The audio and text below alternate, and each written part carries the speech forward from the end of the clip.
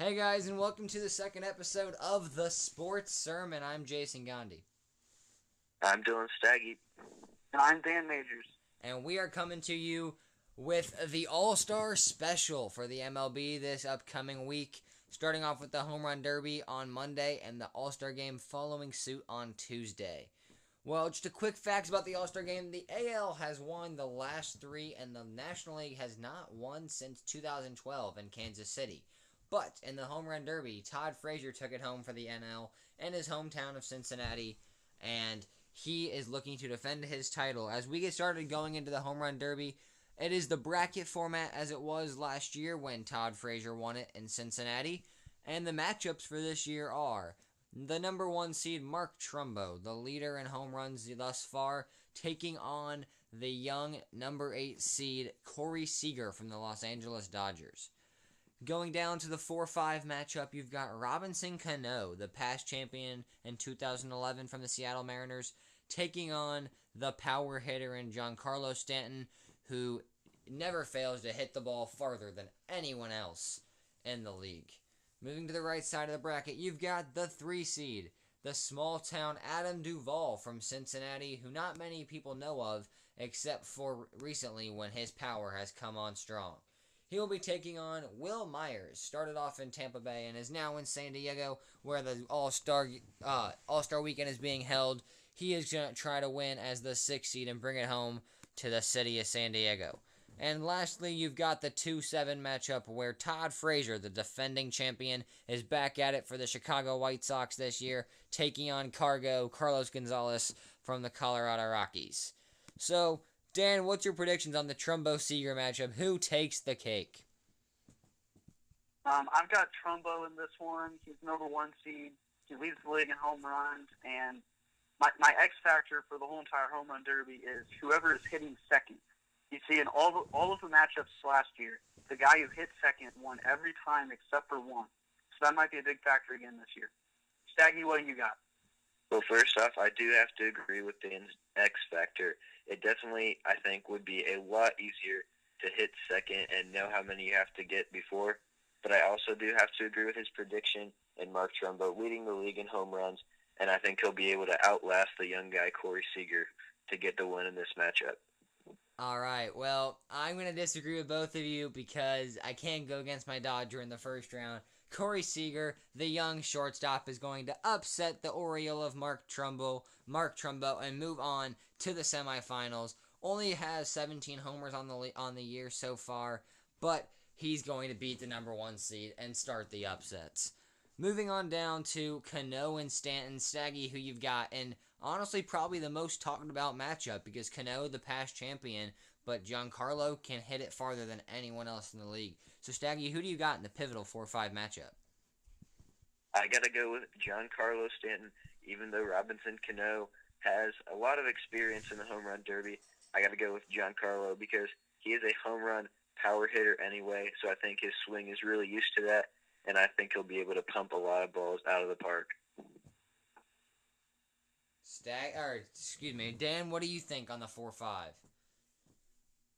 I've got Stanton in this one. Cano has had a good pass, but he won it in 2011, but the 2 years he was in it after that, he came in dead last. So I think his time might be up, and Stanton will get the first round W. I gotta disagree with both of you again. I like Robinson Cano. I think he's a past champion. He knows how much work is needed to get on through round by round. Yeah, it's a different format, but if you look, he's got one more home run than Stanton. But the difference to me is the fact that Stanton, he hits the ball far, but hitting it farther means it takes more energy and more power out of you. And you saw that last year with Jock Peterson against Todd Frazier. I think we all can agree it looked like Peterson just burned out at the end, and he didn't have the energy to keep hitting his long balls. And I could see the same result from Stanton, who maybe squeaks by this first round, but I think Robinson Cano is a tough first-round matchup for Stanton, and I think Cano takes the dub and will face Corey Seager in the semifinals. Moving on to Adam Duvall versus Will Myers. Kind of the no-name matchup, I guess you could say, is not many people have heard of both of them. I'll start this one off, and I've got to go with the 3 seed of Adam Duvall. I think the Cincinnati champion is going to, or Cincinnati luck of champions is going to continue as Duvall will beat Myers. I just feel like Myers has been slumping recently, and I guess the reason I could see Myers winning is because he plays on the home field and he knows the ballpark. But I like Adam Duvall's chances carrying on the Cincinnati legacy, and I think Duvall moves on to the next round. Dan, what do you think? Yeah, I got to agree with you on this one. I've got Duvall. A lot of people probably haven't heard of him, but he's having an outstanding year for the Reds. And for a guy who hit 8 dingers last year and is on a terrible Reds team, I think he gets it done. Staggy, what about you? I got to go with Will Myers. He is in the park that he usually hits in, Petco Park, in his home, San Diego. And I think Adam Duvall, not being very experienced, just coming on this year, will not be able to outlast Will Myers in his home park. All right, moving on to the 2-7 matchup, the last matchup of the first round. The defending champion, Todd Frazier, taking on Cargo, who is known for hitting his long home runs and could be the most memorable performance of the night. But who do you got in the 2-7 matchup? Yeah, I've got Todd Frazier in this one. He is the defending champ and has a little bit more experience. And I think the X factor will come in on this one. Another guy hitting second. Daddy, what about you? Who do you got? I also got Todd Frazier, the defending champion and the runner-up the year before, just because of that experience and the success that he's shown before. He's got to come out with it again. I got to disagree with you both, and I got to go with Carlos Gonzalez, the 7 seed. I think he's just got that, I guess, thing about him where I think he could take down the defending champion. I think with Colorado struggling this year and not really playing for the playoffs, he's been kind of, him and Trevor Story have been their few bright spots, and I think Cargo's going to have a very memorable performance, especially even if he doesn't take the dub against Frazier. I think he's going to have a memorable performance, and I think it's going to come down to Todd Frazier changing teams, changing cities, and not able to defend his crown. And Carlos Gonzalez will take on Adam Duvall in the semifinals. So let's talk about the semifinals matchup. I've got Seager versus Cano. Dan, you've got Trumbo versus Stanton. And Staggy, you've got Trumbo versus Stanton. Who do you guys like in the Trumbo-Stanton matchup for you two? I've got Stanton over Trumbo. I think this might be the toughest matchup yet, in my opinion. Trumbo, of course, leads the league in home runs and is hitting second, but Stanton can just hit bombs left and right. So I went with my gut, and that's Stanton. I feel like he can dominate when he wants, and this might be one of those times he's just feeling it. Shaggy, what about you? I got to agree with you, Dan. I think Stanton will be able to come out with it. Petco Park's not necessarily a small one, and we know that Giancarlo Stanton likes to hit those big home runs, so I think he'll be able to come out with it. What about you and your other matchup, Jason? I like Cano taking down Seager. I think Cano is just the seasoned vet who knows how to get the job done in the home run derby. I think, with his dad pitching to him, I'm assuming, I think Robinson Cano beats Corey Seager by at least 5 or 6 home runs. I don't think it's a very good matchup. I think Seager kind of burned out after upsetting the number 1 seed. And I see Cano moving on to the finals to take on the winner of Duvall and Gonzalez in my bracket. But let's move on to that side. I've got, obviously, Duvall and Gonzalez. Dan, you've got Duvall and Frazier. And Staggy, I think you've got Will Myers and Frazier, if I remember correctly. So, yes, I do. Staggy, who do you like in your Myers-Frazier matchup? I got to go with Todd Frazier over Will Myers. Even though Will Myers is in his home park, I got to go with Todd Frazier's experience and success in these home run derbies. And I have him going on to the finals to face Giancarlo Stanton. Danny, what about you? I think Frazier's experience will show greatly in this matchup, and his power will dominate this round against the home run derby rook, and Frazier will get the dub. Jason, what do you got? I like Carlos Gonzalez, the 7 seed, upsetting Frazier and upsetting Duvall, both Cincinnati natives. I think Carlos Gonzalez puts on a show once again, and he moves on to the finals to take on Robinson Cano. So my finals matchup, as I just said, Cano versus Gonzalez.